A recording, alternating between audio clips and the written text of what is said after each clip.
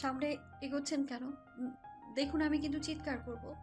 মেয়েটির কম্পমান কণ্ঠে বিষাদের শীতল বাতাস বয়ে যায়। ভয় আর প্রতিবাদের মিশ্রণ এক পলকে তার সমস্ত রক্ত গলিয়ে গলিয়ে ঠান্ডা হয়ে যায়। মেয়েটির কথা শুনে সামনে থাকা ব্যক্তিটি উচ্চ স্বরে হেসে উঠল। কি সেই ভয়ঙ্কর হাসি! তার হাসিতে কোনো হাস্যরস ছিল না, ছিল এক নিষ্ঠুর উপহাস। হাসি থামিয়ে ব্যক্তিটি মুখের কাঠিন্যতা বজায় রেখে বলে, তাই নাকি বেবি? চিৎকার করবে? অগ্নি চৌধুরীর জায়গা এটা, যেখানে তার অনুমতি ছাড়া একটা পাতাও নড়ে না। সেখানে তুই যদি চিৎকার করতে করতে মরেও যাস, কেউ আসবে না। এই বলে আহান এক পা করে সামনে এগোতে থাকে। প্রতিটি পদক্ষেপ যেন মাটির ভেতর থেকে বিষাক্ত বিষ বের করে ফেলে। বাতাস ঘন হয়ে ওঠে, রক্ত গা ঝাঁঝরা হয়ে যায়। ইয়ানা কিছুটা ভয় পেয়ে যায়। মেয়েরা সব কিছুর সাথে লড়তে পারে, কিন্তু যখন কেউ তার ইজ্জতের দিকে হাত বাড়ায়, তখন পরিস্থিতির ওপর ভিত্তি করে কেউ সাহসী হয়ে গর্জে ওঠে, আবার কেউ সবচেয়ে দুর্বলভাবে নীরবে কাঁদে। কিন্তু ইয়ানা যথাসম্ভব নিজেকে ঠিক রাখার চেষ্টা করছে, কিন্তু তার সামনে দাঁড়িয়ে আছে সেই অগ্নি চৌধুরী চোখ। জীবনের এক মায়া বেদনা, প্রেম আর শত্রুতার জটিল মিশনে গড়া এক অচেনা পাহাড়, যার সাথে লড়াই করা মানে মৃত্যুর মুখোমুখি দাঁড়ানো। আহানের চোখ এখন রক্তিম হয়ে উঠেছে, কপালে শিরা ফোলানো, নীলাভ হয়ে আসা রগ যেন তার মনের উত্তেজনা বহন করছে। তার ফর্সা গাল মনে হচ্ছে আগুনে পুড়ে লাল হয়ে উঠেছে। তাকে দেখলেই মনে হয় সে শুধু রাগে নয়, ঘৃণায়, অবিশ্বাসে আর এক অজানা অন্ধকারের মাঝে ডুবে আছে। আহান অস্থির হয়ে ওঠে, এক ঝাঁকে ইয়ানার সামনে এসে দাঁড়ায়। তার শক্তিশালী হাত ইয়ানার গলা আঁকড়ে ধরে। হাতে থাকা আঙ্গুলগুলো রক্ত ঝরানোর জন্য তৈরি। গলার শব্দের মধ্যে লুকানো হুমকি আর ঝাঁঝালো স্বর। এখনো তো বিচাচ্ছিস কেন? তোর ইচ্ছে তো পূরণ করছিলাম। পরপুরুষের সঙ্গ পেতে খুব ভালো লাগে তোর, তাই না? একজন দিয়ে মন টেকে না, তাই আরেকজন নিয়ে নিয়েছিস। বল, কি আছে ওই ছেলেটার মধ্যে যা আমার মধ্যে নেই? আমার চেয়ে কি বেশি কেয়ার করে, নাকি এতক্ষণ ওই বেডে নিয়ে চলে গেছে কিন্তু আমি নিতে পারিনি? ইয়ানা আহানের কথা সহ্য করতে না পেরে কানে দুই হাত চেপে বলে, প্লিজ চুপ করুন, আর নিতে পারছি না। ছি, কি জঘন্য চিন্তা ভাবনা আপনার! লজ্জা করে না একটা মেয়ে সম্পর্কে এসব বলতে? আহান গর্জে কেঁপে ওঠে, রেগে চিৎকার দিয়ে বলে, না, করো না লজ্জা। কারণ তোরা সব মেরে ছলনাময়, একজনকে দিয়ে হয় না, পর আরেকজন বেড়ে চলে যাস। আর আজ আমি তোর সেই আশাই পূরণ করব, যাতে কারোর কাছে না যেতে পারিস। ফ্ল্যাশব্যাক। প্রত্যেকটা ছেলে মেয়ে ভার্সিটিতে পা রাখে জীবনযুদ্ধের একরাশ আশার স্বপ্ন নিয়ে আসে, আলো আধারে জীবনের ঝাঁক। কিন্তু কে জানতো এই আশার স্বপ্ন প্রথম দিন ওই দুঃস্বপ্নেই পরিণত হবে। মাত্র 19-এ পা রাখা কিশোরী ইয়ানা আজ এই স্বপ্ন নিয়ে ভার্সিটিতে এসেছে। নতুন জীবন, নতুন বন্ধু, নতুন ভবিষ্যতের এক সুজ্যোৎস্নাত সকাল। ক্লাসরুমে ঢুকেই হাসি, আড্ডা, উচ্ছ্বাসে মেতে ওঠে সে ও তার বন্ধুরা। ইমতিহা জাহান আয়াত, হুজাইফা ইসলাম আরোরা, সাজিয়া হোসেন সুমাইয়া, রুহান শেখ আর আকাশ খান। এই 6 বন্ধু যেন একটি পরিবার, হৃদয়ের আত্মীয়। স্যার ক্লাসে না থাকায় সবাই একসাথে বসে ক্লাসরুমে আড্ডা দিচ্ছিল। এমন সময় একটা মেয়ে আসে ইয়ানার কাছে, মুখে চিন্তার ছায়া। ইয়ানা, আমার একটা কাজ করে দিবে? কি কাজ করতে পারি তোমার জন্য? খুব দরকারি, একটু বাইরে চলো। কাউকে বিশ্বাস করতে পারছি না। ইয়ানা দ্বিধায় পড়ে যায়। আয়াত পাশ থেকে বলে, ঠিক আছে চলো, আমিও যাচ্ছি। মেয়েটি মুচকি হাসি দিয়ে বলে, না আয়াত, শুধু ইয়ানা গেলেই হবে। ঠিক আছে চলো। সন্দেহ জন্মালেও ইয়ানা সৌজন্যে না বলতে পারে না। চুপচাপ মেয়েটিকে অনুসরণ করে চলে যায়। কিছুক্ষণ পর মেয়েটি ইয়ানাকে নিয়ে একটি ক্লাসরুমে প্রবেশ করে। ইয়ানা চারদিকে তাকিয়ে দেখে পুরো রুম ফাঁকা। সে মেয়েটিকে কিছু বলতে গেলে দেখে মেয়েটি নেই। আজব তো, বলল কি কাজ আছে, এখন মেয়েটি গেল কই?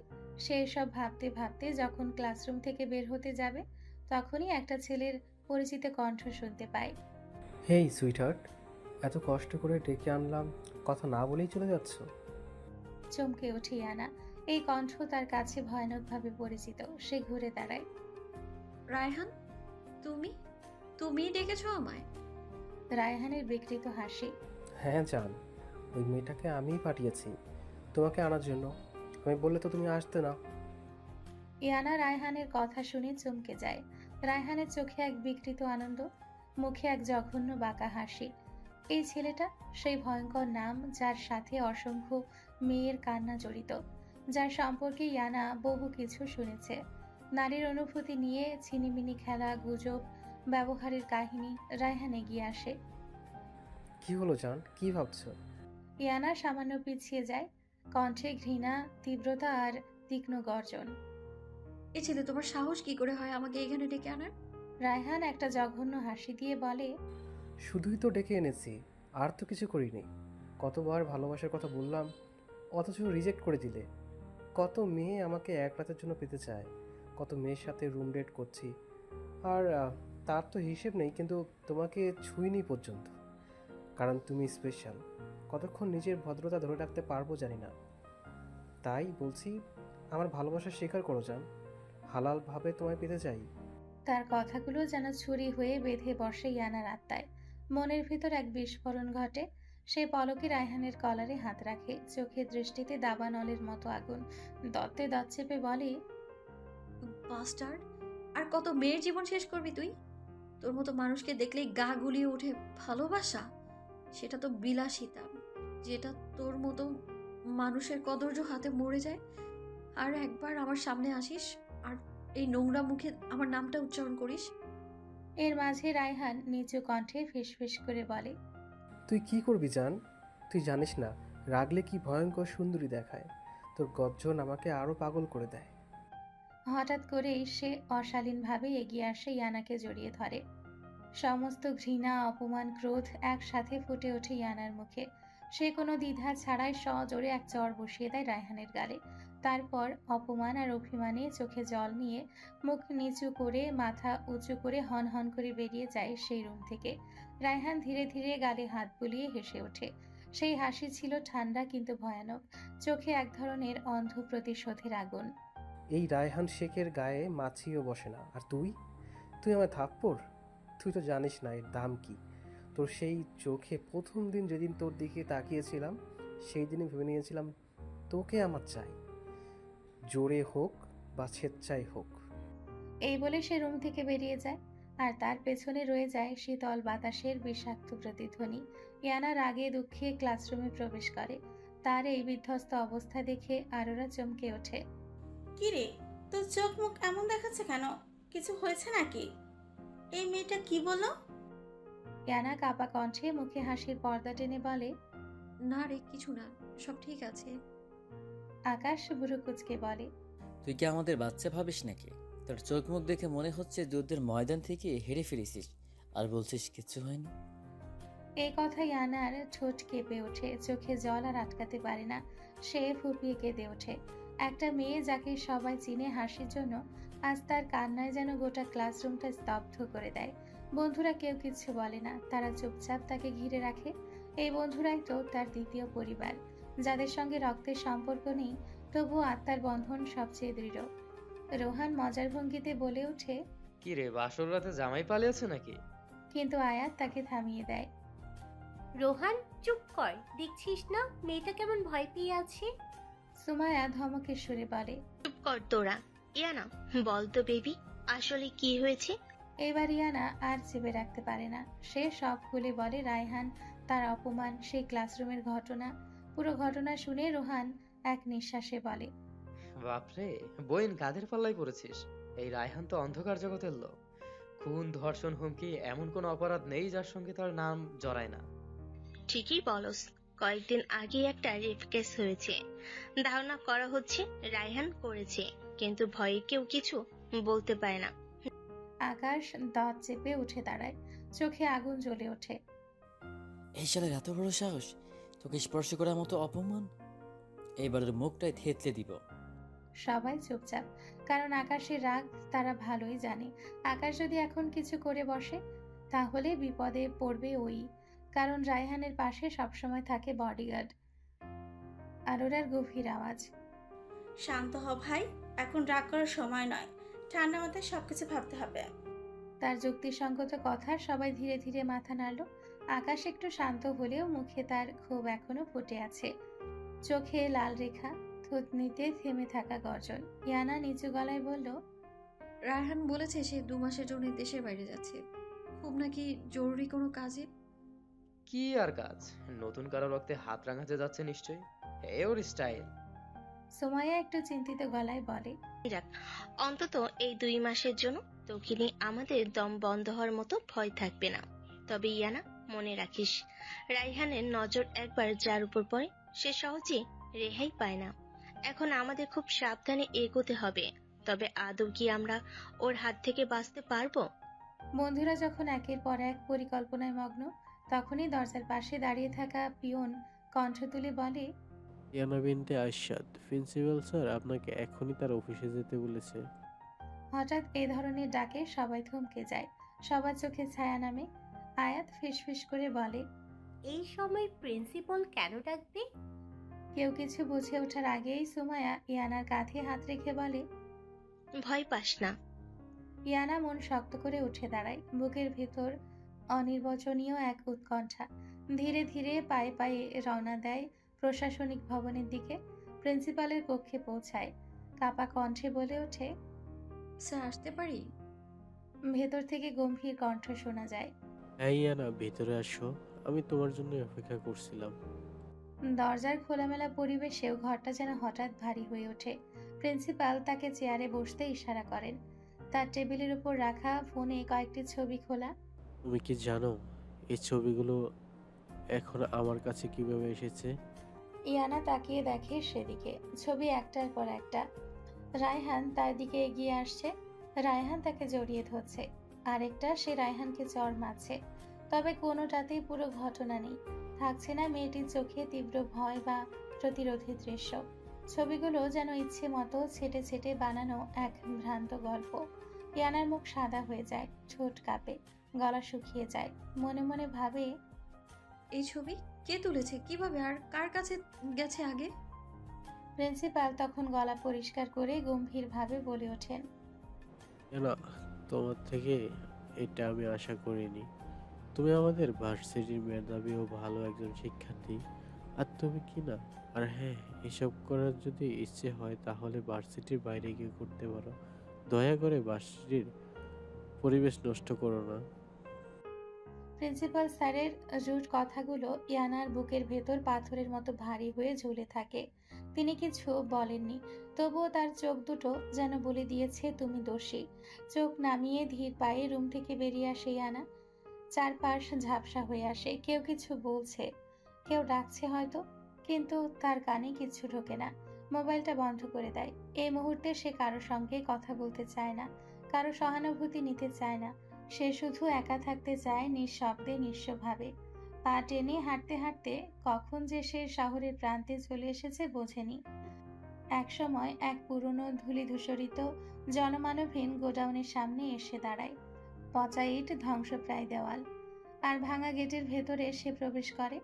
চারপাশে নিস্তব্ধতা যেন তার মনের গর্জন ঢেকে রাখে। সেখানে বসে পড়ে, হিমসিক্ত মেঝেতে বসে হাহাকার করে কাঁদতে থাকে। তার কান্নায় যেন সমস্ত অভিমান, অপমান, কষ্ট সব মিশে আছে। নিজেকে প্রশ্ন করে, আমি কি করেছি? কেন আমাকে এভাবে বিচার করা হলো? আজ অব্দি কেউ চরিত্র নিয়ে একটাও কথা বলেনি, আর আজ জেনেই অপরাধী হয়ে গেছি। এই সময় ঠিক সেই রাস্তা দিয়ে ছুটে যাচ্ছিল একটি কালো রেঞ্জ রোভার। স্মোক গ্লাসে ঢাকা, ভারী গর্জন করা সেই গাড়ি আসলে চৌধুরী গ্রুপ অফ ইন্ডাস্ট্রিজের মালিকের।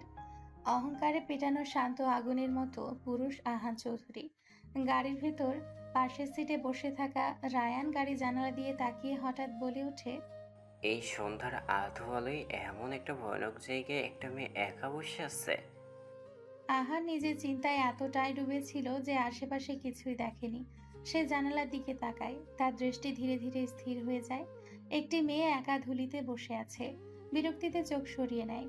আহান রায়ানের মুখে বিরক্তির ছাপ নিয়ে বলে, কে কোথায় আছে না দেখে গাড়ি স্টার্ট কর।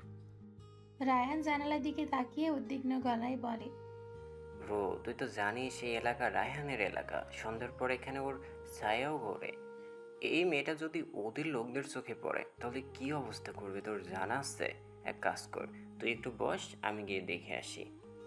এই বলে রায়ান দরজা খুলে নামতে যাচ্ছিল, তখনই পাশে বসা আহান তার হাত চেপে ধরে রাগত কণ্ঠে বলে, তোর পায়ের ব্যথাটা ভুলে গেছিস নাকি? এই অবস্থায় কোথাও যাচ্ছিস কেমন করে? রায়ান একটু ইনোসেন্ট ফেস করে বলে, কি করব বল, মেয়ে মানুষটাকে তো জমের দরে ফেলে যেতে পারি না। আর তুই তো যাবি না, তোর তো মেয়েদের অ্যালার্জি আছে। আহান চোখ উল্টে বিরক্তির ছায়া ফেলে বলল। ঠিক আছে, তুই বস, আমি গিয়ে দেখি। রায়ান আনন্দে হালকা গদগদ করে হেসে বলে, এটা তো ঠিক কথা, যা। আহান ধীরে গাড়ি থেকে নামে, চোখে মুখে রাগ আর বিরক্তি। তার পায়ের ভারী জুতো গোডাউনের ভাঙা জমিনে ধাপ ফেলে। চারপাশের স্তব্ধতায় যেন তার পদচারণায় শব্দের জন্ম নেয়। সামনে এগিয়ে আসে, এক মেয়ে ধুলায় বসে আছে, মাথা নিচু করে রাখা, চোখে নোনা অশ্রু। আহান কিছুটা রাগত স্বরে বলে ওঠে, এই মেয়ে, জানের মায় নেই? এমন জায়গায় সন্ধ্যাবেলা একা বসে আছো কেন? জানো না এটা কাদের এলাকা? ধমকের শব্দে ইয়ানার চিন্তার স্রোত থেমে যায়। সে এতক্ষণ অতীতের ঘূর্ণিতে হারিয়েছিল প্রিন্সিপাল স্যারের কণ্ঠ, ছবির অপবাদ, চোখের অপমান, সবকিছু যেন ভেঙে গুঁড়ো হয়ে ঝরে পড়ল সেই কণ্ঠের হুঙ্কারে। সে ধীরে মুখ তুলে চোখ তুলে তাকায় সে অপরিচিত মানুষের দিকে। আহান চমকে ওঠে, অশ্রু ভেজা নয়নে বাচ্চামো চেহারার মেয়েটার দিকে নজর আটকে যায়। মনে হচ্ছে পৃথিবী থমকে গিয়েছে। সৌন্দর্য একটি গভীর অনির্বাচনীয় অনুভূতি, যার সংসারের সকল সীমাকে অতিক্রম করতে পারে। কখনো সেটা বাহ্যিকভাবে বা অভ্যন্তরীণ, কিন্তু তার অবস্থান সংসারের নিবিড়। কিছুটা সৌন্দর্য এতটাই মোহনীয় যে তার মায়ায় আচ্ছন্ন হয়ে মানুষ সবকিছু ভুলে যায়। হিতাহিত জ্ঞান যেন মিলিয়ে যায় এক অদ্ভুত ভোরের জগতে। আহান ইয়ানাকে দেখে চমকে ওঠে। এক মুহূর্তের জন্য মনে হচ্ছে জীবন থমকে গেছে। সে এক দৃষ্টিতে ইয়ানার দিকে তাকিয়ে আছে, আর ইয়ানা ভীতু মেয়ের মতো হাঁসফাঁস করছে। এত সময় ধরে কান্নার জন্য খেয়াল ছিল না সে কোথায় আছে। এখন নিজের অবস্থান অনুভব করতে পেরে হালকা ভয় পেয়ে যায়। আশেপাশে লোকেদের থেকে শুনেছে এই জায়গাটা ভালো না। ইয়ানা দেখে প্রায় শেষ বিকেলের কাছাকাছি। ভার্সিটি ছুটি হয় 2টায়। এখন প্রায় অন্ধকার ঘনিয়ে আসছে। এখন বাড়িতে গিয়ে নিশ্চিত বকা খাবে। ইয়ানা তাড়াতাড়ি করে আহানকে ধন্যবাদ জানিয়ে সেখান থেকে প্রস্থান করে। আহান এখনো ইয়ানার দিকে এক ধ্যানে তাকিয়ে আছে। দেখতে দেখতে ইয়ানা আহানের দৃষ্টির সীমানা অতিক্রম করে, কিন্তু তার এদিকে কোনো খেয়াল নেই। তার ধ্যান ভাঙে রায়ানের ডাক শুনে। এইখানে কি আজ রাত কাটাবি নাকি? মেয়েটা চলে গেছে, এখনো ওইখানে দাঁড়িয়ে কি করিস? আহান ধীরে পেছনে ঘুরে গাড়ির দিকে হাঁটতে থাকে। ভেতরে ভেতরে ক্ষোভে ফুঁসে ওঠে নিজের ওপরেই। তুই এখন একটা মেয়ের ধ্যানে পড়ে আছিস? ছ্যা, আহান চৌধুরী ভাবনায় কোনো মেয়ে নেই। নিজেকে নিজে ধিক্কার জানিয়ে রায়ানের কাছে চলে যায়। রায়ান বাধ্য ছেলের মতো গাড়ি স্টার্ট দেয়। তাদের পেছনেই রয়ে যায় একটা ধুলো মলিন সন্ধ্যা আর সেই ভাঙা গোডাউনের সামনে একটা মেয়ে যার কষ্ট কেউ ছুতে পারে না। তার ভেতরে বিস্ফোরণ, বাইরে এক মৃত হালকা হাসি। ভয়ে ভয়ে কলিং বেল চাপল। দরজার ভেতর থেকে কটমটে কপাল নিয়ে রুয়ানা এসে দরজা খুলে দাঁড়ায়। কোথায় ছিলে এতক্ষণ? ভার্সিটির ছুটি তো অনেক আগেই হয়ে গেছে। ইয়ানার কানে ঢুকছে না কিছু। রুয়ানা ননস্টপ সাবধান বানিয়ে যেন বাতাসে হারিয়ে যাচ্ছে। বিষণ্ণ চোখে শুধু বলে, আমু কোথায়? রুয়ানা কপাল ভাঁজ করে উত্তর দেয়, আলিয়াদের বাসায় গেছে, কাকিমণি অসুস্থ। ইয়ানা এবার মনে মনে প্রশান্তি নিঃশ্বাস ফেলে। যাক বাবা, বাঁচলাম। একটু রিফ্রেশ হই, পরে কথা বলি, সামনে থেকে সর। এই বলে সে মাথা নিচু করে নিজের রুমের দিকে পা বাড়ায়। রুয়ানা ফোঁস করে বলে, ছোট বোন হয়ে খোঁজ নিলাম, অথচ একটা ধন্যবাদও দিলে না। থাক, আমার প্রয়োজন নেই এসবের। নিজেকে নিজেই সান্ত্বনা দিয়ে সে রুমে ঢুকে যায়। ইয়ানা ফ্রেশ হয়ে গিয়ে বিছানায় বসে মোবাইল অন করে। মোবাইল অন করতেই চোখ ছানা বড়া, 40টা মিসড কল। এক মুহূর্তে মাথার ভেতর যেন বাজ পড়ে। নিজে নিজের কপালে হাত দিয়ে বলে, হায় আল্লাহ, আজ তো বুঝি গালি খাওয়ার পূর্ণিমা। আলাদা আলাদা করে সবার ঝাড়ি শুনে মরার চেয়ে একেবারে দলবদ্ধভাবে শুনে যা হবার হোক, একসাথেই হোক। এই বলে ফ্রেন্ড গ্রুপে কল দেয়। ফোন রিসিভ হতেই ওদিকে যেন বিস্ফোরণ। শয়তান, বানর, বিড়াল, কুত্তা, তুই কোথায় ছিলে এতক্ষণ? জানিস তোকে খুঁজতে খুঁজতে মেন্টালি ব্রেকডাউন হয়ে গেছি। আমি তো আন্টিকে ফোন দিতে যাচ্ছিলাম, শেষ মুহূর্তে তোর মিস কল দেখে বেঁচে গেলে। তুই কথা চাস, একটু বললি কি ফোনের ব্যালেন্স শেষ হয়ে যেত? আয়াত ভেতরের ক্ষোভ না চাপিয়ে বলে, তুই কেন বলবি? জামাইয়ের সাথে সময় কাটাতে গিয়ে বলার সময় পেয়েছিস নাকি? তোর এমন ঢং দেখে মন চাইতেছে তোকে ধইরার নর্দমায় চুবাই। আরোরা সবাইকে শান্ত করতে গিয়ে বলে, আহা থাম তো, পরে রাগারাগি করিস যত খুশি। আগে শুনি, ইয়ানা বেবি বলতো, প্রিন্সিপালের সাথে দেখা করে কোথায় গিয়েছিস? আমাদের না জানিয়ে কেন গেলি? রোহান সাজিয়ে বলা ভঙ্গিতে বলে, হ্যাঁ বেবি, প্লিজ বলো না প্লিজ। তুমি চুপ থাকলে আমার হিয়ার মধ্যে জ্বর ওঠে। ইয়ানা হালকা হাসি দিয়ে ঠোঁট উল্টে বলল, কিভাবে বলবো? ফোন দিয়েছি তখন থেকে তো তোরা গালি পাটি শুরু করে দিয়েছিস। ঢং না কর, এক্ষুনি বল, না হলে মোবাইলের ভিতরে ঢুইকা থাপড়ানি দিব। ইয়ানা বুঝে গেল সবাই সত্যিই ভীষণ রেগে আছে, আর একটু দেরি করলে হয়তো ওর মোবাইল সত্যিই গরম হয়ে যাবে বন্ধুদের বিস্ফোরণে। সে গভীর নিঃশ্বাস নিয়ে ভাবলো এবার সত্যিটা বলতে হবে। এইবার ইয়ানা একটা স্বস্তি ফেলে এক এক করে সব বলতে থাকে। ঘর জুড়ে নিস্তব্ধতা। আকাশ চোখ কুঁচকে বলে, কিন্তু ছবিগুলো তুললো কে? আর প্রিন্সিপাল স্যারের কাছে গেলই বা কিভাবে? এত পরিশ্রম করে কেউ এমনটা করলো কেন? রোহান ভ্রু কুঁচকে বলে, আমার মনে হয় এটা রায়হানের কাজ। ওর চরিত্রের সাথে তো এমন কাজ মানিয়ে যায়। আয়াত চোখ গোল করে প্রতিবাদ করে, না, রায়হান হলে এতদিনে অনেক বড় সড়ো কিছু করে ফেলতো। তাকে তো প্রিন্সিপালের সাহায্যর দরকার নেই, সে নিজেই অনেক কিছু করার ক্ষমতা রাখে। আমার বিশ্বাস হচ্ছে না ও এ প্ল্যান করেছে। সুমাইয়া চোখ মেলে আয়াতের দিকে তাকিয়ে বলে, তুই যেটা ভাবছিস আমিও ঠিকই ভাবছি। মনে হচ্ছে আমরা সত্যিটাই পৌঁছাতে পারছি। আয়াত গভীর স্বরে বলে, হ্যাঁ, আমি জানি কে ছবি তুলেছে, এখন শুধু প্রমাণ দরকার। আকাশ উৎসুক হয়ে প্রশ্ন করে, কে? কার কথা বলছিস আয়াত? আয়াত কঠিন গলায় বলে, ইনায়ার এক্স সাইমন আর তার বর্তমান প্রেমিকা মো। রোহান চমকে বলে, হোয়াট দ্য হেল? সুমাইয়া ঘৃণা ভরে মুখ বাঁকায়। হ্যাঁ, এই মেয়েটাই সবসময় ইয়ানাকে হিংসে করে। সে চেয়েছে যে কোনোভাবে ওকে হার মানাতে।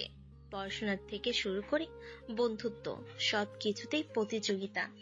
আর সাইমনের সাথে জন্মটা ছিল প্রতিহিংসার ফল। আয়াত চোখ নামিয়ে বলে, সাইমন ওকে পছন্দ করতো না, বরং সৌন্দর্যে বিভ্রান্ত হয়ে মোয়ের কাছে গিয়েছিল। ইনায়ের সাথে বিচ্ছেদ হয়েছে ঠিক, কিন্তু সাইমনের মনের কোণায় এখনো ইনায়ার জন্য কিছু আছে, আর এটা মো সহ্য করতে পারেন না। রায়হান আর ইনায়াকে কোথাও একসাথে দেখে সে ক্ষোভে ওর ছবি তুলে দিয়েছে। এটাই ভালো সুযোগ হবে ইনায়াকে অপমান করার। রোহান ঠোঁট কামড়ে বলে, এই মেয়েকে দেখলেই আমার মাথা গরম হয়ে যায়। কিছু না বলেই এত গা ঝাড়া দেয়, যেন পুরো পৃথিবী ওর নিচে। কিন্তু মেয়ে বলে কিছু বলি না। ঠিক তখনই নিচ থেকে ইয়ানার মায়ের গলা ভেসে আসে, ইনায়া মা, খেয়ে যা। ইয়ানা উঠে দাঁড়ায়, বন্ধুদের দিকে তাকিয়ে মুচকি হাসে। চলো পরে কথা হবে। আম্মুর ডাক মানা যায় না, দেখা গেল দেরি হলে টর্নেডো শুরু হয়ে যাবে। সে চলে গেলে রুম আবার নিস্তব্ধ হয়ে পড়ে। ইয়ানা নিচে নেমে চেয়ারে বসে বলে, আম্মু কাকিমণির শরীর এখন কেমন? আগের চেয়ে একটু ভালো। তুই গিয়ে একটু দেখে আসিস। ঠিক আছে, ভার্সিটি যাওয়ার সময় দেখে যাবো নে। এখন তাড়াতাড়ি খাবার দাও তো, ক্ষুধা লেগেছে। খাবার শেষ করে রুমে এসে ক্লান্ত দেহটা বিছানায় এলিয়ে দেয় ইয়ানা। চোখ বুঝতে না বুঝতেই ঘুমের রাজ্যে হারিয়ে যায়, কিন্তু জানে না ওর এই নিরীহ ঘুম একটা হৃদয়কে একদম তছনছ করে দিয়ে এসেছে। চৌধুরী ম্যানশনে নরম আলোয় দাঁড়িয়ে থাকা বিশাল আয়নার সামনে দাঁড়িয়ে আছে আহান চৌধুরী। শাওয়া নিয়ে ফ্রেশ হলেও মাথার ভেতর এখনো ভাসছে সেই ভীত অপার কষ্টে ভেজা মেয়েটার মুখ। আহান নিজের সাথে গম্ভীর স্বরে বলে, এই ডাকুর কালে চোখে এমন কি আছে? কেন বারবার ওই মুখটাই মনে পড়ছে? আমি আহান চৌধুরী, আমার ভাবনায় কোনো নারী থাকে না। ঘুম যেন আজ আহান চৌধুরীর চোখের পাতায় নিষিদ্ধ। বিছানায় শুয়েও সে শুধু তাকিয়ে আছে সিলিং এর দিকে। বুকের ভেতর কিছু একটা কুকড়ে আসছে বারবার। অন্ধকার ঘরেও সেই একটি মুখ, ভীত কাপা কান্না ভেজা, যেটা তার চোখের পাতায় জেগে বসেছে। মুহূর্তে গলার স্বর যেন কর্কশ হয়ে ওঠে। দুহাতে নিজের চুল টেনে ধরে চিৎকার না করে পারা যায় না। নো নো, আহান চৌধুরী ভাবনায় কোনো নারী আসে না। এই মেয়ে কেন বারবার আমার মন মস্তিষ্ক জুড়ে পড়েছে? তবুও সে ক্লান্ত। যুদ্ধ শেষে আহত সৈনিকের মতো চোখের পাতা জড়িয়ে আসে। আহান ধীরে ধীরে তলিয়ে যায় ঘুমের গভীরে। রাতের প্রহর শেষে সকালে সূর্যমামা উঁকি দেয়। রাত পেরিয়ে সকাল। পূর্ব আকাশে সূর্যমামার লালিমা ভেসে উঠেছে, অথচ ইয়ানা চোখে এখনো ঘুমের রাজ্য। ও যেন এক স্বপ্নের খোলসে বন্দি। একটু প্রশান্তি আর একটু মুক্তি ছোঁয়া, কিন্তু সেই শান্তির খাঁচা মুহূর্তেই ভেঙে চুরমার করে দেয় তার মায়ের বজ্রধ্বনি। ইনু, আর যদি 1 মিনিট দেরি করিস কানে ধরে নিচে নামাতে বেশি সময় লাগবে না। সুমু কখন থেকে ফোন দিচ্ছে ভার্সিটির জন্য, আর নবাবজাদির রাজাকে ঘুমিয়ে যাচ্ছে, শেষ হচ্ছে না। ইয়ানা বিছানায় লাফ দিয়ে উঠে দেখে ক্লাস শুরুর আর মাত্র 20 মিনিট বাকি। চোখ বড়, মুখ হাঁ, ঘড়ির দিকে তাকিয়ে যেন যুদ্ধ ঘোষণার শব্দ শুনল। তড়িঘড়ি রেডি হয়ে বেরিয়ে পড়ে ইয়ানা। নবীনবরণের অনুষ্ঠান পিছিয়ে গেলেও আজকের ক্লাসটা মিস করলে যে সুমুর থাপ্পড় স্নেহ পাওয়া একদম নিশ্চিত। গ্রীষ্মের রোদে নির্মম তাপে পড়ছে শহর। বাতাসও ক্লান্ত হয়ে গেছে আর নড়ে না। সেই উত্তপ্ত রাস্তায় দাঁড়িয়ে আছে সুমাইয়া, চোখে বিরক্তি আর মুখে রাগের রেখা। ফর্সা মুখে সূর্যের তাপ এমন ভাবে পড়ছে মনে হচ্ছে আগুনে ছুঁয়ে দিয়েছে কেউ। তবুও চোখ বারবার ঘড়ির কাঁটার দিকে, অপেক্ষা আর ফুরায় না। হঠাৎ দূরে ধুলোর ভেতর দেখা যায় এক মেয়েকে দৌড়ে আসতে। চেনা ছায়া, চেনা হাঁপানি, ইয়ানা। সুমাইয়ার মুখের কাঠিন্যতা একটু বাড়ে। আমি এই রোদের মধ্যে 30 মিনিট দাঁড়িয়ে আছি, আর এখন এসে বলবি দেরি হয়ে গেছে? ইয়ানা দম নিতে নিতে বলে, সরি রে বেবি, আজকে সত্যি হয়ে গিয়েছে, আর হবে না। চল তো ক্লাসে চল, আজ দেরি হলে স্যার রেহাই দেবেন না। সুমাইয়া ঠোঁট চেপে বলে, এটা তোর প্রতিদিনের ডায়লগ, আর একদিন এমন করলে তোকে রেখেই চলে যাব। ইয়ানা কপট আদুরে গলায় বলল, আমার কিউট রাগী বেবি, রাগ করিস না প্লিজ। জানিসই তো ঘুমালে রাজ্যও মনে থাকে না। হয়েছে, আর তেল লাগাতে হবে না, চল। দুজন হাঁটতে হাঁটতে ক্লাসের পথে পা বাড়ায়।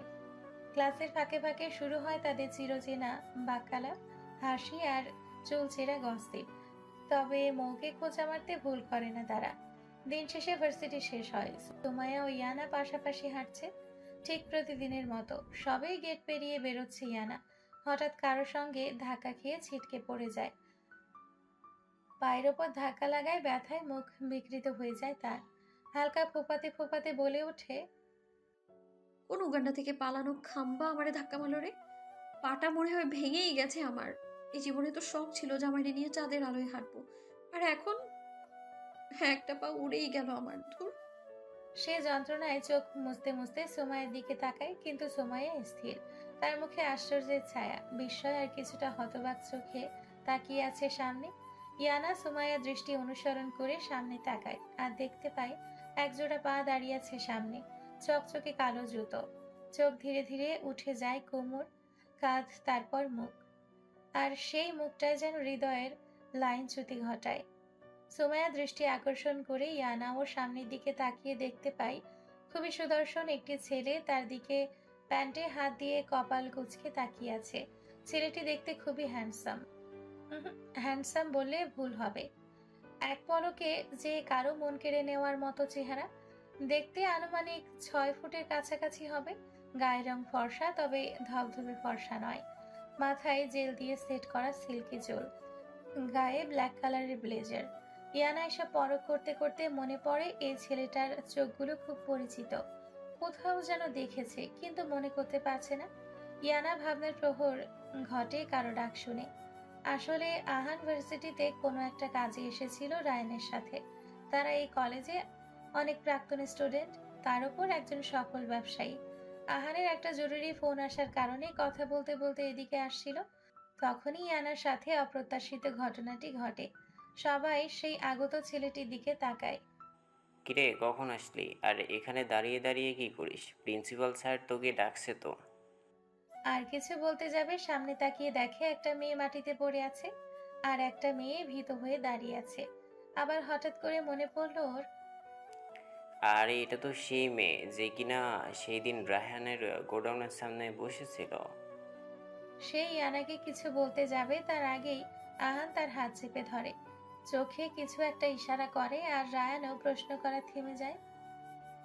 ইয়ানা এখন সবার দিকে তাকিয়ে সুমাইয়ের দিকে তাকায়, দেখে সে ভীত হয়ে তাকিয়ে আছে। সে সুমাইয়ের দিকে তাকিয়ে চিৎকার দিয়ে বলে ওঠে, শয়তান এলিয়েনের বউ আমি যে এখানে পড়ে আছি সেই খেয়াল আছে তোর? আরে এই উগান্ডার দিকে এভাবে হা করে তাকিয়ে আছিস কেন? এভাবে খাম্বার মতো দাঁড়িয়ে না থেকে ধর আমায়। ইয়ানা চিৎকার শুনে সুমাইয়ার ধ্যান ভাঙে। ও বেবি, খুব ব্যথা পেয়েছিস? এই বলে সে ইয়ানার দিকে হাত বাড়িয়ে দেয়। ইয়ানা উঠতে উঠতে বলে, না, ব্যথা পাবো কেন? খুব আরাম পেয়েছি। এখন এই আরামের ঠেলায় নাচতে ইচ্ছে করছে। এরপর সে আহানের দিকে তাকায়, দেখে সে এখন ওর দিকে কপাল কুঁচকে তাকিয়ে আছে, মনে হচ্ছে কোনো কিছু পরখ করছে। এবার ইয়ানা একটু রাগী কণ্ঠে বলে, এই যে একে তো ধাক্কা দিয়ে ফেলে দিয়েছেন, তার উপর এখন সরি না বলে দাঁড়িয়ে দাঁড়িয়ে মজা দেখছেন। রায়ান ইয়ানার কথা শুনে ভয়ে ভয়ে আহানের দিকে তাকায়। আল্লাহ, আহান যদি রেগে যায়, মেয়েটাকে যদি কিছু করে বসে। কিন্তু রায়ান আহানের দিকে তাকিয়ে চমকে যায়, কারণ আহানের দৃষ্টি ছিল শান্ত। রায়ান কিছুটা অবাক হয়, কারণ যে আহান চৌধুরীর সামনে কেউ আঙ্গুল তুলে কথা বলতে পারে না, সেখানে একটি হাঁটুর বয়সী মেয়ে তাকে রীতিমতো শাসাচ্ছে। ব্যাপারটা একটু অবাক হওয়ারই কথা। এবার রায়ান সকল নীরবতা ভেঙে বলে, ওকে মিস, আমি ওর হয়ে আপনাকে সরি বলছি। কেন, ধাক্কা কি আমি আপনার সাথে খেয়েছি যে আমি সরি বলবো? সরি আপনি বলবেন আমায়। ওকে, সমস্যা নেই, আমার মনটা অনেক বড়, জান, ক্ষমা করে দিলাম আমি আপনাকে। এই বলে ইয়ানা সুমাইয়ার হাত ধরে এখান থেকে চলে যায়। এইসব ছেলেদের ঝামেলায় সে জড়াতে চায় না, যেহেতু এটা একটা অ্যাক্সিডেন্ট। শালা, এখনো এখানে দাঁড়িয়ে আছিস কেন? চল, প্রিন্সিপাল স্যারের কাছে কি কাজে এসেছিস বলে গেছিস? তবে আজ তোর সাথে অনেক হিসাব বাকি আছে। আজকের বিষয়টা ঠিক হজম হচ্ছে না। এরপর তারা প্রিন্সিপাল স্যারের রুমে চলে যায়। এইদিকে ইয়ানা রাগে ফুঁসতে ফুঁসতে বাড়ির ভেতর আসে। রোয়ানা ইয়ানার এই অবস্থা দেখে বলে, কি হয়েছে আপু, এভাবে কালসাপের মতো মুখ করে রেখেছিস কেন? রোয়ানার এই কথাটি যেন ছিল ইয়ানার রাগে ঘি ঢালার মতো। মনে রং লাগছে, সেই জন্য এমন করছি। তোর কোনো সমস্যা? এই বলে সে হন হন করে নিজের রুমে চলে যায়।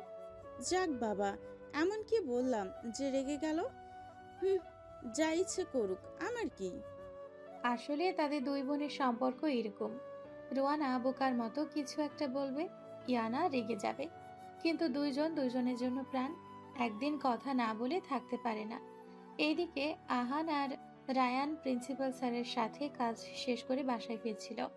এমন সময় রায়ান দেখে আহান কিছু একটা ভাবছে আর মুখে হালকা হাসির রেখা ফুটে উঠেছে।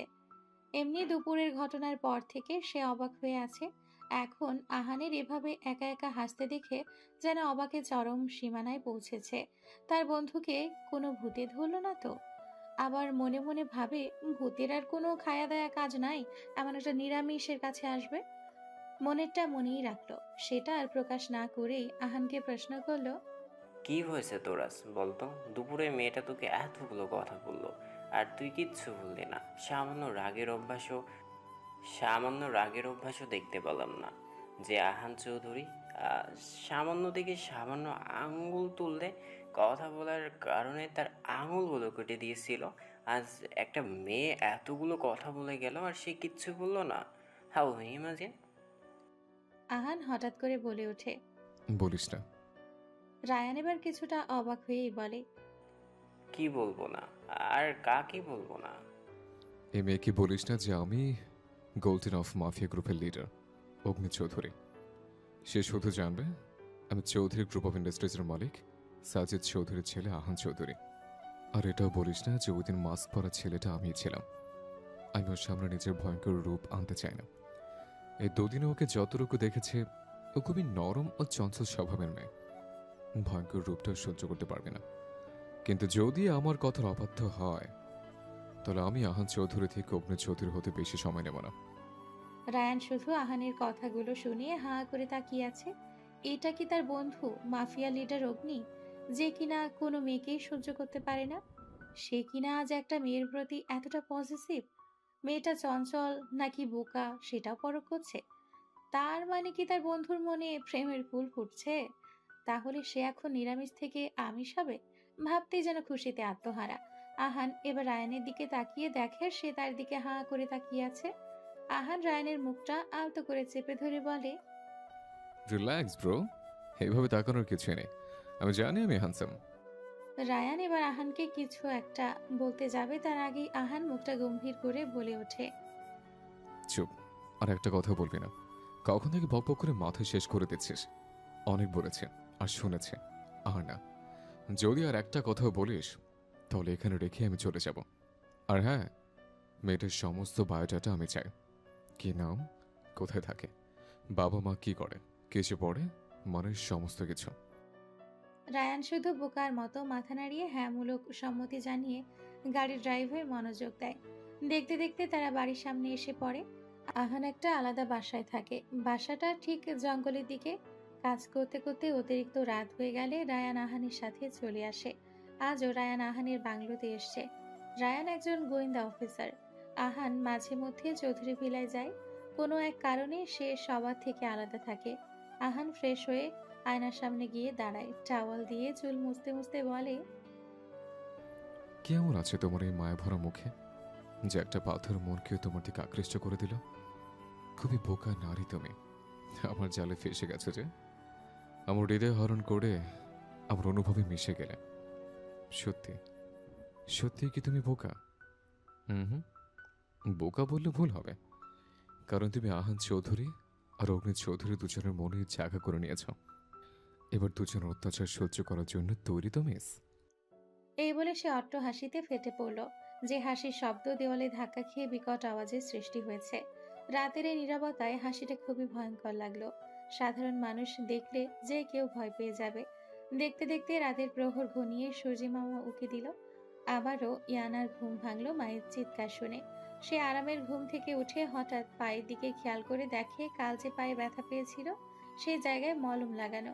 ইয়ানা অবাক হয়ে ভাবে, আমার যতটুকু মনে আছে আমি তো ফ্রেশ হয়ে ঘুমিয়ে গিয়েছিলাম, মলম তো লাগাইনি। আর আম্মু আব্বু আর রুয়ানাও তো জানে না যে আমি পায়ে ব্যথা পেয়েছি, তাহলে মলমটা কে লাগালো? সে এসব ভাবতে ভাবতে বিছানা থেকে উঠতে যাবে, তখনই বালিশের কাছে একটি চিরকুট দেখতে পায়। ওখানে লেখা ছিল, মলম কে লাগিয়েছে সেটা না ভেবে দেখো, টেবিলের উপর একটা ঔষধ রাখা আছে, সেটা বাধ্য মেয়ের মতো খেয়ে নাও, তাহলে ব্যথাটা কমে যাবে আর হাঁটতে অসুবিধা হবে না। এখন চুপচাপ খাওয়া দাওয়া করে ভার্সিটি যাবা। আর হ্যাঁ, মলম কে লাগিয়েছে আর কি তোমাকে এসব বলেছে সেটা এই ছোট্ট মাথায় না ঢুকিয়ে আমার কথা মতো চলো, কারণ আমি অবাধ্যতা পছন্দ করি না। আর এখন থেকে এমন চিরকুট আর উপদেশ সবসময় পাবে, তাই তোমারই মঙ্গল, আমার অবাধ্য না হও। ইয়ানা চিঠিটা পড়ে হতভম্ব হয়ে বসে রইল। সে মনে মনে ভাবতে লাগলো, আমার যে পায়ের ব্যথা সেটা ওই লোকটা জানো কি করে? তাহলে কি যে লোকটার সাথে ধাক্কা খেয়েছিলাম সে এসেছিল? যদি তাই হয় তাহলে আজকে জিজ্ঞেস করব সাহস কি করে হয় আমার রুমে আসার, তার উপর আবার আমাকে এরকম হুমকি স্বরূপ চিঠি দিয়ে যাওয়ার। সেই সব ভাবতে ভাবতে ফ্রেশ হয়ে ভার্সিটির উদ্দেশ্যে রওনা দেয়। আর এদিকে আহান এখনো গভীর ঘুমে আচ্ছন্ন, কারণ সে যে সারা রাত ঘুমোতে পারেনি। নিজের হৃদয় হরণকারীকে দেখায় মগ্ন ছিল। হ্যাঁ, সে ব্যক্তি আর কেউ নয়, আহান ছিল, যে ইয়ানাকে গিয়ে আঘাতপ্রাপ্ত জায়গায় মলম লাগিয়ে দিয়ে আসে আর এই চিরকুটটা দেয়। আহান যখন ঘুমাতে যাবে তখন তার মোবাইলে একটা নোটিফিকেশন আসে। দেখে রায়ান দিয়েছে। তারপর সে নোটিফিকেশন ওপেন করে দেখে ইয়ানার বায়োডেটা। যেহেতু রায়ান একজন গোয়েন্দা অফিসার, তাই ইয়ানার বায়োডেটা জোগাড় করতে বেশি সময় লাগেনি। আহানও ইয়ানার বায়োডেটা পেয়ে আর দেরি করেনি, চলে যায় নিজের হৃদয় হরণের ব্যথা উপশম করতে। এদিকে ইয়ানা ভার্সিটিতে প্রবেশ করে তখনই সুমাইয়া বলে ওঠে, কি হয়েছে বলতো, সারা রাস্তা মুখ গোমরা করেছিস। ইয়ানা কিছু একটা ভেবে সুমাইয়াকে সবকিছু খুলে বলে, কি বলিস? আমি তো প্রথম দিকে ক্রাশ খেয়ে ফেলেছিলাম। আমি যতটুকু ধারণা করেছি খুবই ভদ্র একটি ছেলে। ভদ্রটা কচু, একটা মেয়ের রুমে যে নখ ছাড়াই ঢোকা যায় সেই ম্যানার্স টুকুও নেই। ঠিক আছে, ক্লাসে চল। আকাশ, রোহান, ওদের সবাইকে বলবো নে।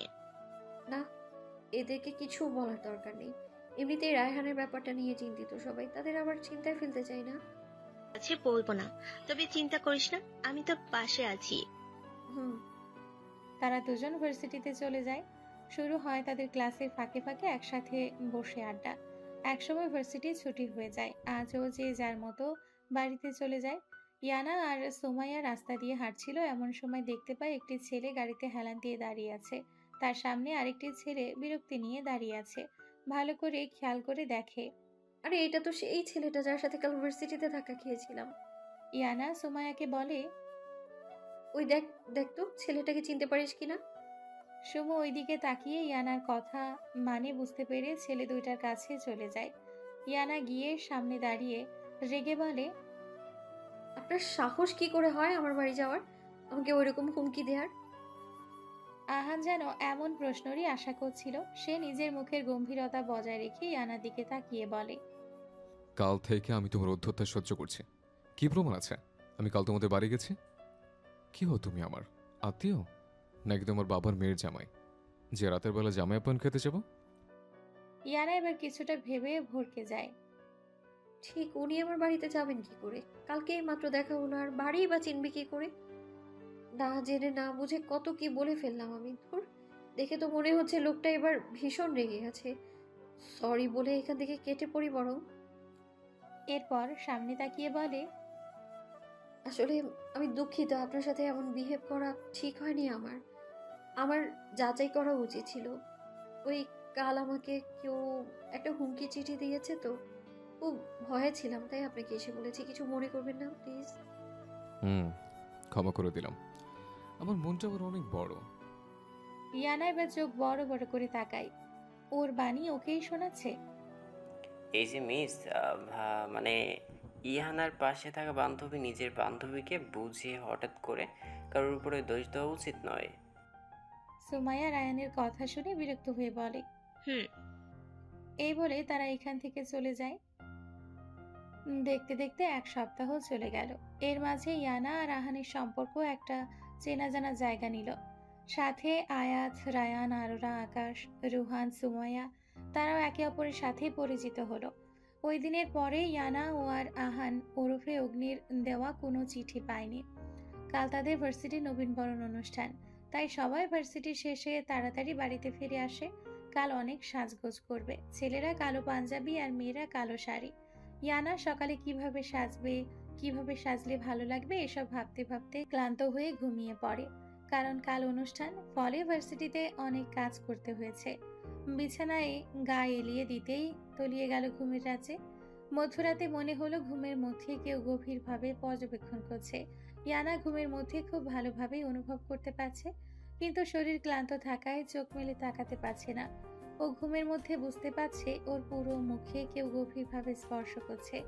আবার হঠাৎ মনে হলো কেউ তাকে শক্তভাবে জড়িয়ে রেখেছে।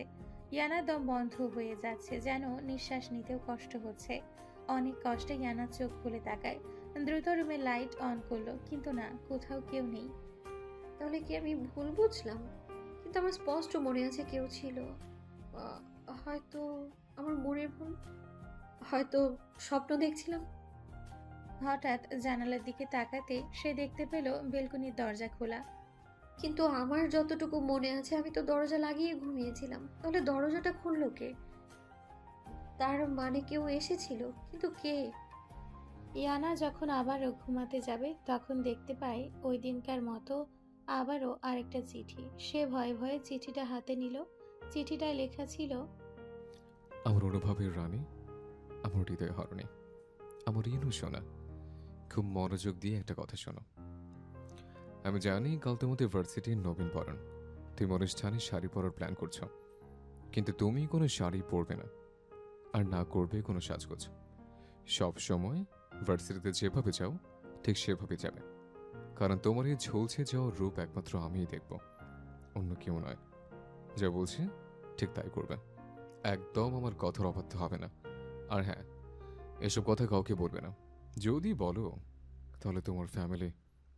শোনো মেয়ে, অবাধ্যতা আমার একদম পছন্দ না। আমি চাই না আমার ভয়ঙ্কর রূপ তোমার সামনে আনতে, তাই যা বলছে ঠিক তাই করবে। যদি আমার কথার অমান্য করো, আই সোয়ার আমি কি করব আমি নিজেও জানি না। ইয়ানা চিঠিটা ভালো করে উল্টিয়ে পাল্টিয়ে দেখছিল আর কিছু লেখা আছে কিনা, কিন্তু না, আর কোনো লেখা নেই। ইয়ানা এবার কিছুটা মুখ ভেঙচি দিয়ে বলে, কে রে তুই? তোর কথা শুনবো? বই গেছে আমার তোর কথা শুনতে। একে তো আমাকে প্রতিদিন এরকম চিঠি দিয়ে নাস্তানাবুদ করছিস, তার উপর আবার আমাকে ঠান্ডা মাথায় হুমকি দেয়। একবার শুধু তোর পরিচয়টা জানি, তোকে আমি তোর নাকের চুবানি না খাইয়েছি তো, তাহলে আমার নামও ইয়ানা বিনতে আসাদ নয়। এই বলে সে আবার ঘুমের রাজ্যে তলিয়ে যায়। সকালে কারো ফোনে ইয়ানার ঘুম ভাঙে। দেখে তাদের বন্ধুদের অনেকগুলো ফোন। তাড়াতাড়ি করে একটা শাড়ি পরে সুন্দর করে সাজগোজ করে নি। আচ্ছা, আমি যে সেজেছি, ছেলেটা যদি কিছু করে? কি আর করবে, হয়তো রাস্তায় কোনো বখাটে ছেলে যদি সামনে কিছু করতে আসে, আমিও বুঝিয়ে দেবো ইয়ানা কি জিনিস। এইসব ভাবতে ভাবতে সে রুয়ানাকে ডাক দেয়। কিরে, রেডি হয়েছিস? আর কতক্ষণ লাগবে? রুয়ানা ওপর থেকে সিঁড়ি বেয়ে নামতে নামতে বলে, এই তো আপু, এসে গেছি। আসলে রুয়ানাও ইয়ানার সাথে নবীনবরণ অনুষ্ঠানে যাচ্ছে। ইয়ানা রুয়ানাকে দেখে বলে, মাশাআল্লাহ, আমার বোনটাকে তো খুব সুন্দর লাগছে, যেন কারো নজর না পড়ে। রুয়ানা এবার একটু লজ্জা নিয়ে বলে, কি যে বলো না আপু, তোমাকেও খুব সুন্দর লাগছে। তারা দুই বোন খুনসুটি করতে করতে মায়ের থেকে বিদায় নিয়ে ভার্সিটিতে চলে যায়। অনুষ্ঠান শুরু হয়ে যায়। বিশেষ অতিথির জন্য অপেক্ষা করছে সবাই। আর ওরা ইয়ানা, আয়াত, সুমাইয়া আর তাদের সিনিয়র কিছু মেয়ে ফুলের তোড়া হাতে নিয়ে দাঁড়িয়ে আছে। এবার ইয়ানা রেগে উঠে বলে, কোন রাজ্যের কোন রাজা আসে কে জানে? কখন থেকে দাঁড়িয়ে আছি, এখনো বেটার কোনো নাম গন্ধ নেই আসার। ওই সুমার কতক্ষণ দাঁড়াতে হবে? ঠিক তখনই কালো রঙের 3টা গাড়ি এসে থামে। সামনে 2টি গাড়ি থেকে কয়েকজন বডিগার্ড নামে। তারপর লাস্টে গাড়ি থেকে নামে একজন সুদর্শন যুবক। হাতে black watch, black shirt, black shoes, ডান হাতে ব্রেসলেট, চুলগুলো জেল দিয়ে সেট করা। বোন, ছেলেটার পিছন থেকে দেখেই তো ক্রাশ খেয়েছি। আল্লাহ, চেহারাটা না জানি কি সুন্দর। ঠিক তখনই আহান সামনে ফিরে তাকায়। ইয়ানাকে দেখে মনে হলো, আরে এই ছেলেটাকে তো চিনি, এ তো সেই ছেলেটা যেদিন রায়হানের সাথে এত বিশ্রী ঘটনা ঘটেছিল। সেদিন ওই গোডাউনে ছেলেটার সাথে দেখা হয়েছিল, কিন্তু এই ছেলেটা সবসময় মাস্ক পরে থাকে কেন? ইয়ানা ভাবনার মাঝে শুনতে পায়, সুমু, আরু বেবি, আমি যা দেখছি তোরাও কি তাই দেখছিস? ও মাই গড, আমার স্বপ্নের নায়ক অগ্নি চৌধুরী আমাদের ভার্সিটিতে। আমরা তাকে বরণ করব। ইস, আর ভাবতে পারছি না। আমি তো ভেবেছিলাম কোনো বুড়িওয়ালা হবে, এখন তো দেখি সবার ক্র্যাশ পায় অগ্নি চৌধুরী। কেউ উনি, তোরা কি তাদের আগে থেকেই চিনিস নাকি? আর সুমু, তোকে বলছিলাম না ওই দিন একটা মাস্ক পরা ছেলে আমাকে হেল্প করেছিল? এটা সেই ছেলেটা। কি সত্যি ইনু? আর তুই ওকে চিনিস না? আমি তো। আর বলতে পারি না। তাদের কথোপকথনের মাঝে আহান তাদের সামনে এসে দাঁড়ায়। আহান এতক্ষণ ইয়ানাকে খেয়াল না করলেও এখন খেয়াল করে তাড়াতাড়ি নিজের সানগ্লাসটা পরে নেয় এবং ইয়ানার দিকে তীক্ষ্ণ দৃষ্টি নিক্ষেপ করে। দেখে ইয়ানা কালো শাড়ি পরেছে, হাতে রেশমি কাচের চুড়ি, প্রত্যেকবারের মতো চোখে গাঢ় কাজল, লম্বা চুলগুলো ছেড়ে দেওয়া। তারা তাদের দেখতে থাকুক। আসেন আগে আহান আর অগ্নির কথা খোলসা করি। আহান আর অগ্নি একই ব্যক্তি, কিন্তু তাদের কাজ ভিন্ন। মাফিয়া জগতের সবাই তাকে অগ্নি নামেই চিনে, যার শির দ্বারাই সব সময় আগুনের লাভা নিঃসৃত হয়। লাভা বলতে অতিরিক্ত রাগকে বোঝাতে বলা হয়েছে। আর সাধারণ লোকজন সবাই ব্যবসায়ী আহান। তবে যদি বলা হয় আহান আর অগ্নি একই মুদ্রার এপিঠ ওপিঠ, তাহলে ভুল হবে। আহানও খুব রাগী। ওই যে বলে না, মানুষ যতই রূপ পাল্টাক কিন্তু স্বভাব তো আর পাল্টাতে পারে না। আসলে আহান চাই না সে মাফিয়া জগতে সম্পৃক্ত হওয়ার কারণে তাদের আপনজনের ক্ষতি হোক।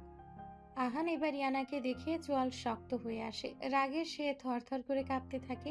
হাতের রগগুলো ফুলে ওঠে, চোখগুলো লাল আকার ধারণ করে। এই মুহূর্তে মনে হচ্ছে ইয়ানাকে শেষ করে দিতে। আহান রাগী দৃষ্টি নিক্ষেপ করে ইয়ানার দিকে তাকিয়ে আছে, তবে চোখে সানগ্লাস থাকায় সেটা কেউ লক্ষ্য করেনি। অগ্নিকে কিছু সিনিয়র ভাইরা মালা পরিয়ে সম্মানের সাথে স্টেজে নিয়ে যায়। অগ্নি স্টেজে গিয়ে গম্ভীর হয়ে বসে থাকে। ইয়ানা তার কথার অবাধ্য হয়েছে ভাবতেই যেন অগ্নির রাগ নিয়ন্ত্রণের বাহিরে চলে যাচ্ছে। কত বড় কলিজা হলে অগ্নি চৌধুরীর কথাকে অমান্য করে। ইয়ানা তাদের হল্লা পার্টি মিলে একটা গ্রুপ ডান্স দিবে। ট্রায়াল রুমে এসে ইয়ানা বেঁকে বসে। আমি ডান্স করবো না, তোরা গিয়ে কর।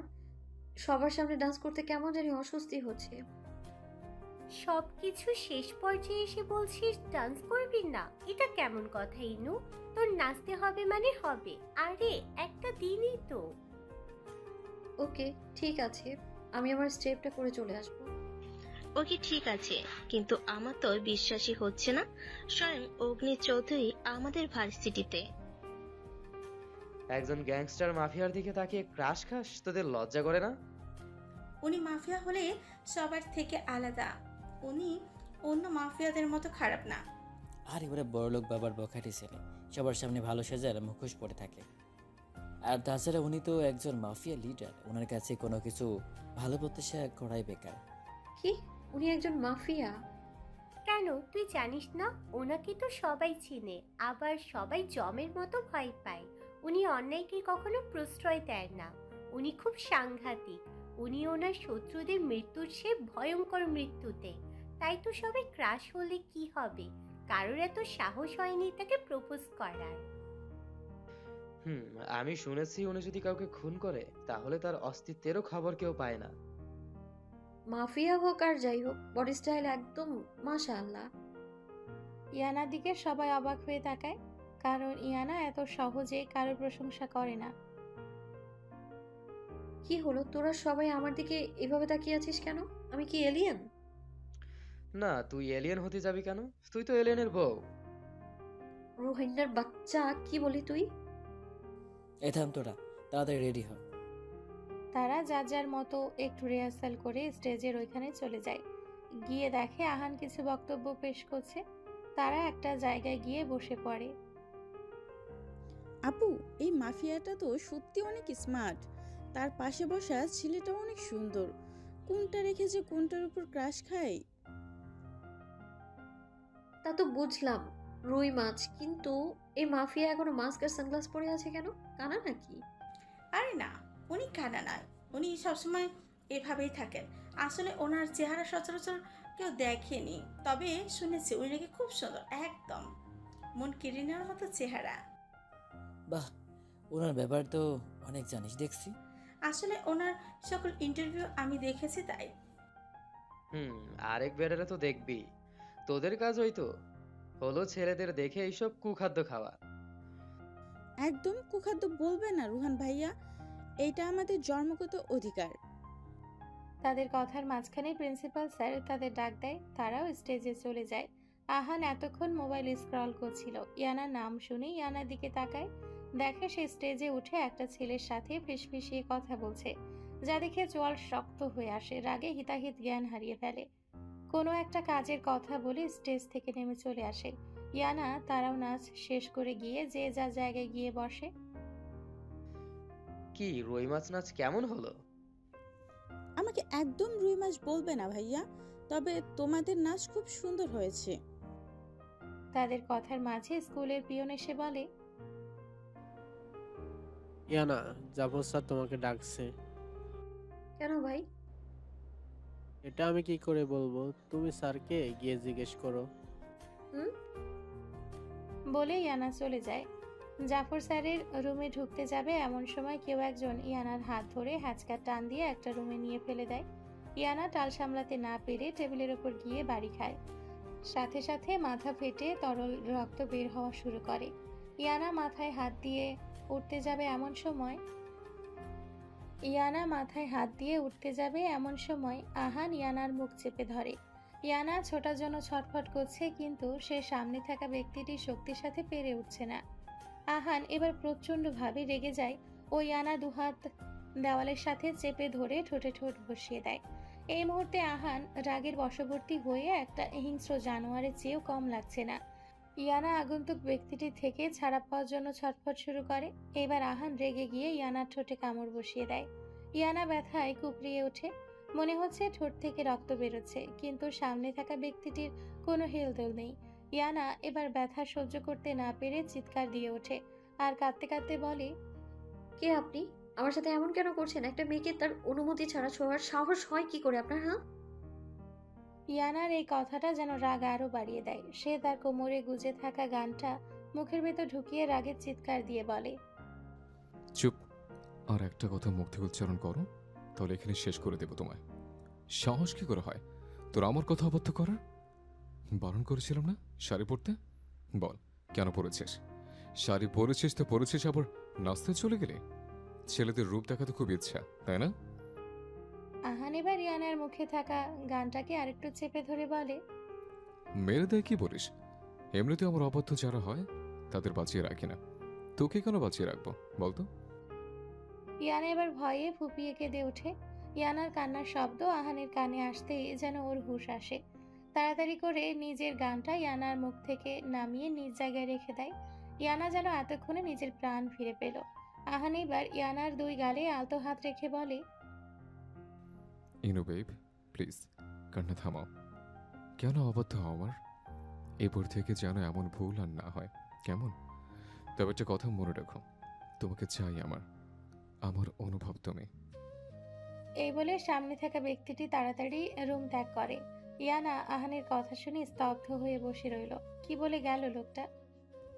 আপু কোন সময় প্রিন্সিপালের রুমে গেল, এখনো আসছে না কেন? হয়তো স্যারের কোনো কাজ করে দিচ্ছে।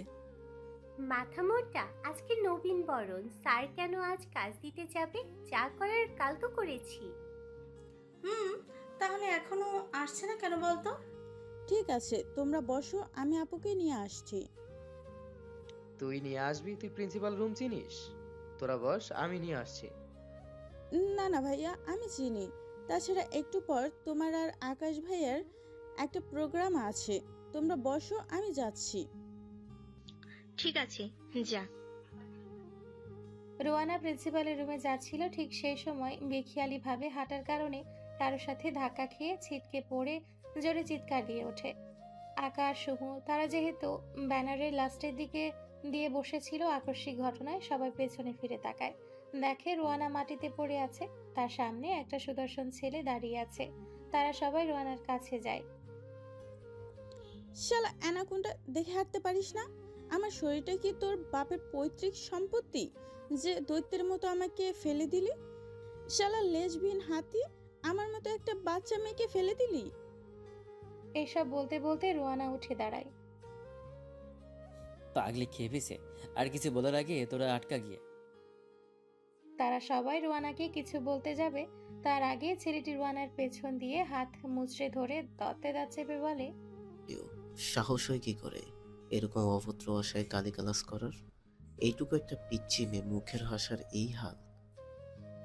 ওই সময় তো মুখে অনেক কথা বের হয়েছে, এখন সাপের মতো মুসরামুসরি করছো কেন? শয়তান দানব, হাত ধরছিস কেন? আমাকে বাচ্চা মেয়ে পেয়ে পেয়ে নির্যাতন করছিস।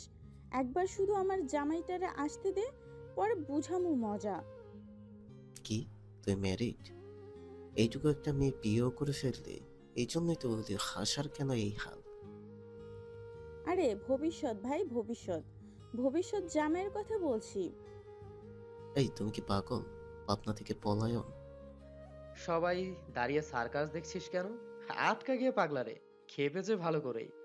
আল্লাহই জানে আর কি কি বলতে শুরু করে। ঠিক তখনই একটি ছেলে এসে বলে,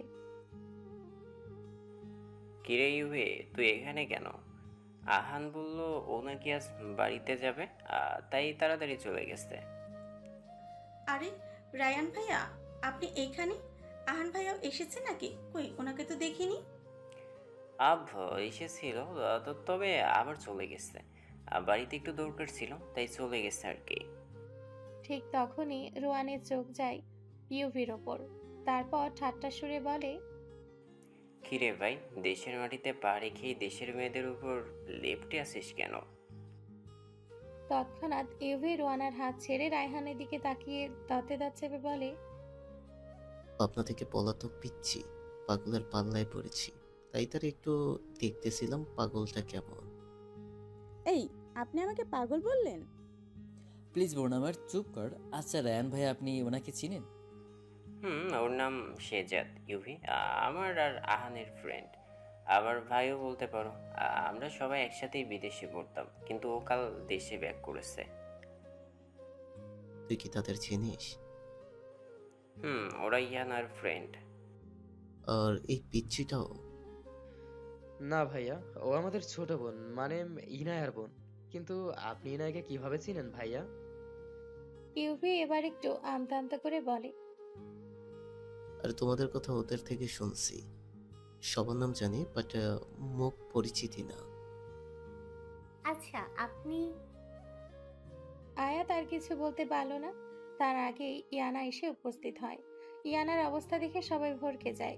ইয়ানাকে রুয়ানার হাত ধরে বলে, রুই বাড়ি চল। সবাই ইয়ানার ব্যবহারে চমকে যায়। কি হয়েছে আপু, এমন করছিস কেন? আর ভয় পেয়েছিস কি জন্য? হ্যাঁ ইনু, কি হয়েছে? তোকে এমন লাগছে কেন?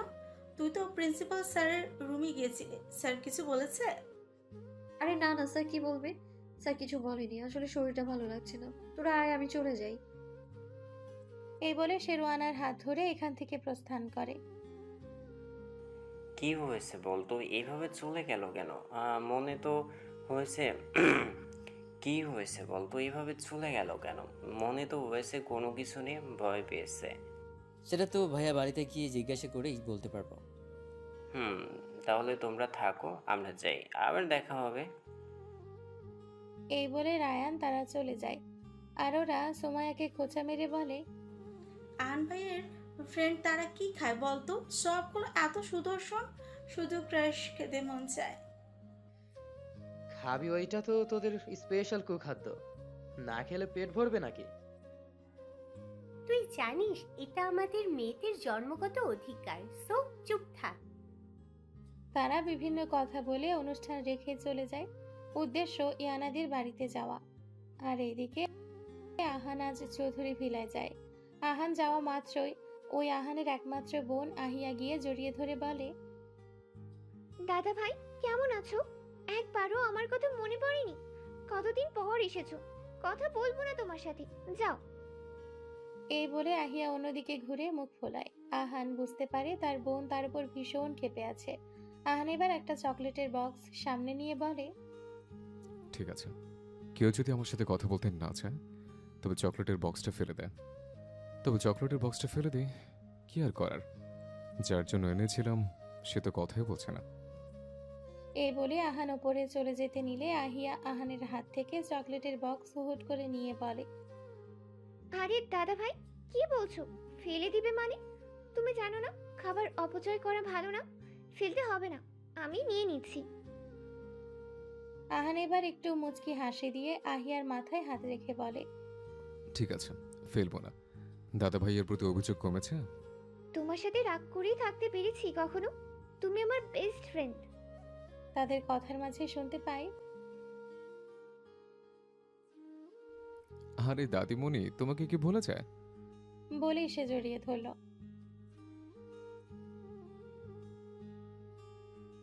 আহান এবার মুখের গম্ভীরতা বজায় রেখে বলে, না দাদিমণি, এমনটা হবে না, সময় হলে অবশ্যই আসবো। বলে হনহন করে নিজের রুমে চলে যায়। দাদুমণি, ভাইয়া কি রেগে গেল? বলে উনি কান্না করে দেয়।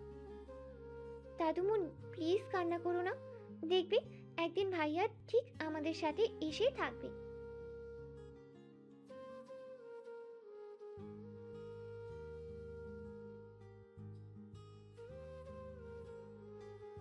আহিয়া এবার দাদুমণির কান্না দেখে, স্বাভাবিক হওয়ার জন্য বলে, আরে দাদুমণি চিন্তা করো না, আমার একটা ভাবি আসলেই ভাইয়া ঠিক হয়ে যাবে, দেখবা আমাদের সাথেই থাকবে।